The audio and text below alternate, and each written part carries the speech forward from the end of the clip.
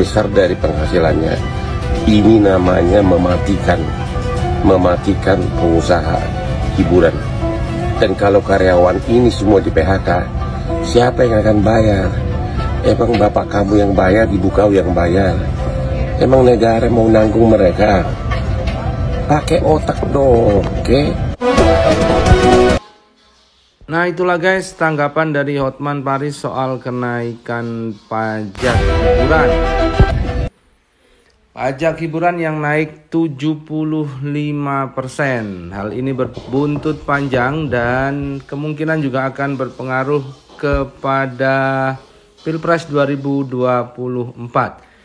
Ini kita lansir dari inikata.co.id. Buntut panjang mengenai peraturan perundang-undangan yang menaikkan pajak hiburan 25% menjadi 40-75%. Hotman Paris ikut menanggapi hal itu. Hal ini dilansir dari akun Instagram Hotman Paris Official mengungkapkan tanggapannya mengenai pajak hiburan yang naik terlalu tinggi. Kalau pajak hiburan naik 40-75%, mari kita hitung, ungkapnya dalam unggahan tersebut.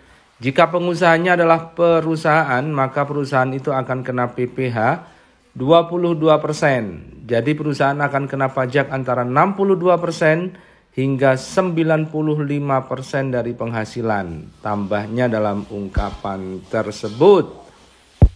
Kalau pajak hiburan 40-75%, mari kita hitung.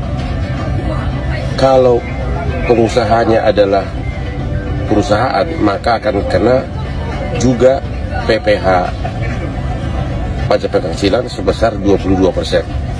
Jadi perusahaan tersebut akan kena pajak antara 40 tambah 22 62% sampai dengan 75 tambah 22 95% dari penghasilan, ya. Jadi kalau income-nya 1 juta, maka akan bayar pajak 950.000. Kalau perorangan, pengusaha spa atau karaoke, kalau pajaknya antara 40-75%, maka dia akan kena PPh perorangan sekitar kurang lebih 30%. Jadi kalau pengusahanya perorangan bisa kena pajak 40% tambah 30, 70%, atau kalau dikenakan 75%, maka 75% sampai 30 atau 105%. Artinya pajak lebih besar dari penghasilannya. Ini namanya mematikan pengusaha hiburan. Nah itulah pesan Hotman Paris. Dan kemudian di sini di komentar-komentar banyak yang menyalahkan presiden. Ada yang nge-tag Sandiaga Uno, tapi ternyata menteri tidak punya daya kecuali kehendak presiden. Kemudian sabar Pak, nanti kalau memang menang Gibran akan ditambah lagi 23% rasio pajaknya. Itu untuk IKN dan program makan gratis. Ini sindiran untuk Prabowo Gibran yang memang nantinya akan meneruskan pemerintahan Jokowi. Karena itulah banyak yang mengusulkan kepada Hotman Paris untuk jangan pilih nomor 2 dan pindah saja ke nomor 1. Dukung 02 Pak, biar pajaknya semakin naik.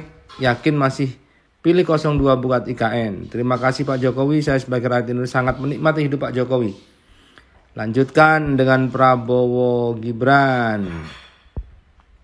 Lanjut Bang Hotman Paris, pilih nomor 2 agar abang makin makmur dan bahagia. Karena dengan kenaikan pajak ini Bapak sangat bahagia kelihatannya. Balik lagi dukung Pak Anies saja Pak. Lah kan Bang Hotman pengacara, masa pengacara Jokowi kalau nggak salah, maaf loh kalau nggak salah.